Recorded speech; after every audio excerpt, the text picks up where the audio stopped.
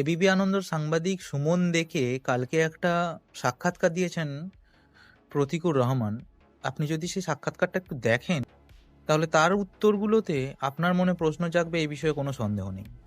প্রত্যেকটা উত্তর প্রতীকুর রহমান যা দিয়েছেন সেগুলোতে অসামঞ্জস্যতায় ভরে আছে। সুমন দে জিজ্ঞাসা করছেন যে প্রতীকুর রহমান কি তাহলে এখন তৃণমূলে যাবে? প্রতীকুর রহমান উত্তর দিচ্ছেন, সুমন দা, আমি তো এখন দরজার এদিকে রয়েছে, তো দরজা খুলে দেখি, আমি যাকে সামনে পাবো তার হাতটাই আমি ধরবো, আমি এখন মৌচাকে ঢিল মেরেছি। আপনি ভাবুন, এই প্রতীকুর রহমান নীতি নৈতিকতার প্রশ্ন তোলেন। আচ্ছা, এতদিন যাবৎ আপনি যে মতাদর্শে বিশ্বাস করতেন, রাতারাতি একদম তার অপোজিট একটা মতাদর্শ আপনাকে গ্রাস করে নিল। এটা কি আপনি যে অভিমান করছেন না একটা রেপুটেটেড দলের এগেনস্টে, সেগুলো শুধুমাত্র অজুহাত, দল ছাড়ার অজুহাত।